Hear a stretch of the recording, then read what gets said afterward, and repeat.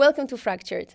This is one of our summer specials. We hope watching this short one will encourage you to watch a longer one on the topic. So the Somalis people there, they cannot integrate in Kenya, in the Kenyan society. They cannot go to school. You said there is a block, they cannot even enter. How does that feel? How do they describe it? So it's very unfair for the refugees living in the camp. They're not allowed to go down into Kenya. But on the other hand, when the camp was first opened, it was the best hospital and the best schools in the north of Kenya. And you had many Kenyans coming to the camp to try and go to school, to get education, to use the hospitals. And indeed, many of the nomadic peoples in northern Kenya were registering as refugees in order to access the food aid. Oh, It's very interesting, this parallel economy between Kenya and the camp. So it's by no means all one way that the refugees are trying to get into Kenya. There is also jobs and opportunities within the camp that Kenyans are also looking for. mm-hmm. What kind of jobs the people there? You said they have shops and stuff, but also you mentioned that they sell their rations, their food rations, and they find their way in the market. How is this system working?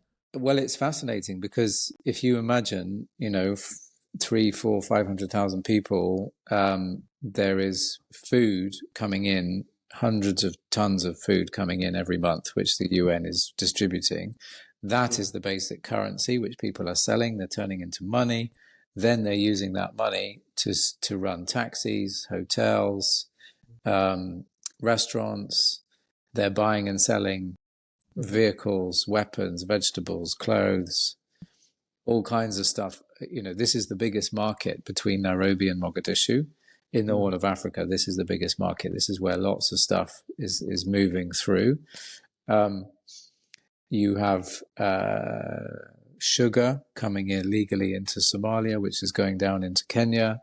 You have charcoal, which is being illegally grown in Somalia again by Al-Shabaab, coming down into Kenya. So there is a whole black market economy going on here with a lot of jobs for people, driving, loading warehouses, buying and selling, growing food,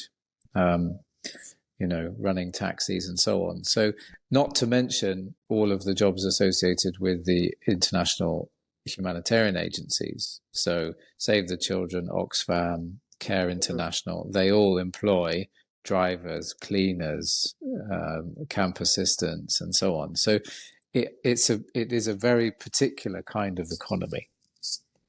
You mentioned the Shabab, they trade there also. Yes, in my experience in the Horn of Africa, when you talk about terrorists, really what you're talking about is mafia, is organized crime, because terrorism and money go together.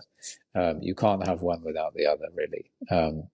So the Al-Shabaab can't do anything unless they have an income stream. So mostly what they're doing is they're trying to control, they're trying to tax people, or they're trying to corner particular industries. And the two industries that they've cornered in Somalia is sugar importation and charcoal export.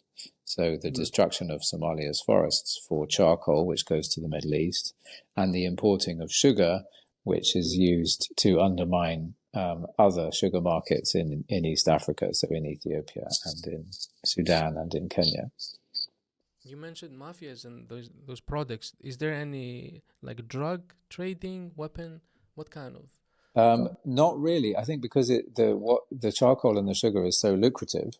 Those are the things that we see in the camp all the time. If you're in the camp, you see the sugar trucks every day, and that's what the mafia are fighting about.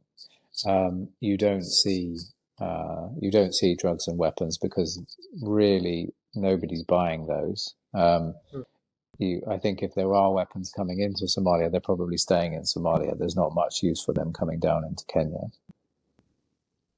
When there is a crime in the camp and they catch someone, where do they go? They send them to the prison in Kenya, or there's prison there? I don't. So there is a prison in the camp. It's run by the police. The police the Kenya police are supposed to be the legal authority in the camp. But when I was there, we did find some occasions where the community would apprehend somebody who had done something wrong, and they wouldn't wait for the police. They would do their own community justice, which was whipping people, stripping them naked, shaming them, that kind of thing. Hmm. How is it to live? Because you mentioned also there are people from Sudan there. How do they all fit into, this community? Did you That's see a the really sense? that's a really great question. And one of the stories that I tell in the book is about a love story between a Somali girl and a Sudanese boy, and the family on each side is actually very hostile to the relationship. They don't mind living near each other, trading, getting along in the camp, but they really don't want the communities to mix. So you can imagine people who have, been exiled from Sudan for 20 years or 30 years, or even from Somalia for a similar period of time. They're quite attached to their culture, to their customs and traditions. They want their children to marry from the community. Meanwhile, you have kids who've grown up in the camp, who've been to the UN schools, they speak good English, they have quite an international outlook, they've learned a lot about the United States and kind of international politics, and they're very open, and they're not dreaming of a life in the camp, they're dreaming of a life beyond. So there is a certain amount of tension, and the youth. One of the characters I followed was a youth leader who has spent a lot of time building a really great culture amongst different youth in the camp. But at the same time, you have these tensions between generations and between communities. Mm-hmm. Where do you see the future of these leaders, these young people that they are so educated and they know stuff and they know their rights? Where do you see their future? Well, this is again one of the tragedies. So I followed a guy called Tawane, who at that time was in his late 20s, early 30s. He was very young when he came into the camp. And in any other society, he would be, making his way in politics, maybe becoming a leader or prime minister. But in the camp, he's stuck, and he can't really progress. And yet he's a hugely talented guy. He runs businesses, he runs charities, he does a lot of negotiation with the UN authorities, but there's nowhere for him to go. So there's a kind of a glass ceiling in the camp, and I think that is one of the really sad things: is all of this talent, which is going to waste. Now, I think there are opportunities, because with all of this online technology that we now have, you could have people working in the camp and contributing to organizations and initiatives elsewhere. You could have people who are engaging in international affairs from the camp in various ways, but it's still no substitute for travel and for being free and being able to make your own life, which is really what everybody should be allowed, and is what the UN Refugee Convention supposedly protects. But the actual practical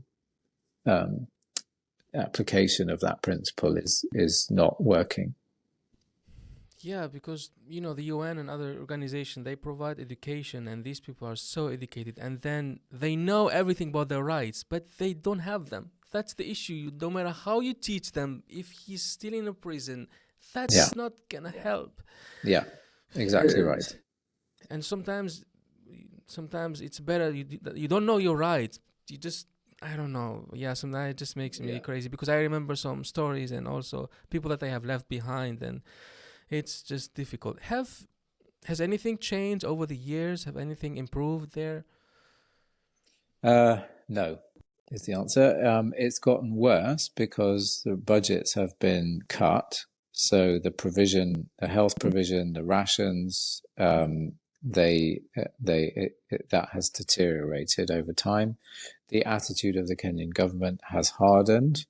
They keep threatening to close Dadaab on a more frequent basis. Like I said, they can't do that, but every time they declare that intention, they make life for the refugees harder.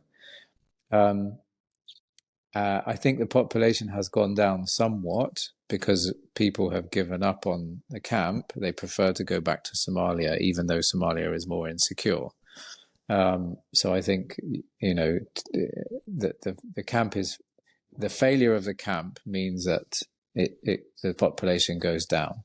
The success of the camp is not just driven by, the numbers in the camp are not just driven by the numbers of people being displaced from Somalia or Sudan. The numbers are being also driven by, the fact that life in the camp is better than life in Somalia or Sudan. So as the life in the camp gets squeezed, people choose to go back. That doesn't mean that Somalia is safer. It just means that the camp is less successful as a safety net. Mm-hmm. What is the situation now in Somalia? Did you meet anybody dream of coming back? Do they have this hope? Lots of people have gone back to Somalia. Parts of Somalia are more peaceful now. It is a bit more stable, but I don't think Al-Shabaab have gone away. It's just that they are focusing on their business and they're not trying to control people's lives so much. So they're focusing less on the kind of religious element. But Somalia is still not a very safe place to live, and especially if you've been traumatized, you probably don't want to go back to Somalia. There is one story that I wrote about, I wrote about it in the Guardian newspaper, not in the book, of a young guy who was resettled to Sweden, and he asked 3 times the Swedish government to send him back to Dadaab because he missed it so much. That was where his friends were, that's where his life was. He had a little radio show in the camp, and he felt, that he was at home there. And he left his girlfriend there, and so it's not straightforward. If you're forced to be in a place, even if it's tough, you develop an attachment, and it becomes home. Yeah, you mentioned in your book that you went to the U.S. to talk to politicians about the camp there. Did you go to the White House? I forgot. Yeah, so the book starts in the White House, and the National Security Council asked for a briefing about the radicalization of young people in the camp, and they said their assumption was, because life in the camp is difficult and Al-Shabaab is close by, that the conditions in the camp would be radicalizing young people. And I said, actually, no, that's not the case. Yes, people are poor, but just because life is tough doesn't mean that people then turn to suicidal Islamism as a solution. And actually, most people in the camp are really pro-Western. They're very pro-democracy. They've had a wonderful education in the camp, courtesy of the United Nations. And you don't need to worry. These kids are great. But then the irony was the National Security Council said, oh, okay, wonderful. So we don't need to worry about Dadaab. We don't need to solve the intractable refugee problem. We don't need to give them any more money. We just forget about them. So the problem of Western discourse is that we only care about these kids if they are terrorists or if they're at risk of becoming terrorists. And that's the time when we need to wake up and pay attention to them. But otherwise, we don't care about their rights. We forget about them. So that was profoundly depressing. That this was, as soon as they realized that these young people were not terrorists or at risk of becoming terrorists, then they ceased to be of interest.